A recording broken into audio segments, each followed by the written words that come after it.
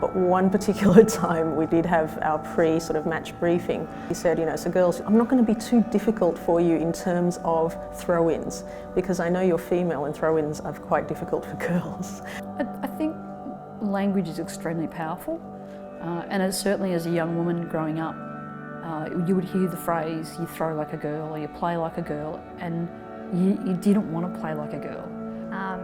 You might hear people make particular comments about what you look like in your sports uniform. And so little things like cleaning up the clubhouse was automatically assumed to be a task that was, something that the girls did. If anything has to be cancelled, it'll be the women's games that get cancelled so that the men's can kick off on time. They need to make sure that if they are going to start developing a female component to their sporting club, that it's got to come from the top. I just think it's just meant to be equal. It's just meant to be, the club rooms are meant to have the women's team's photos up as well as the men's.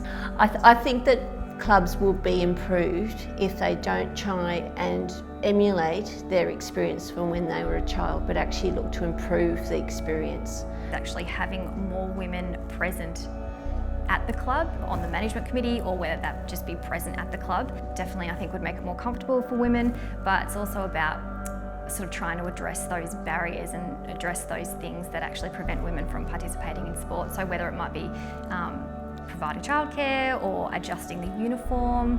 Because they don't want a communal shower, they just want at least a partition or a section off area.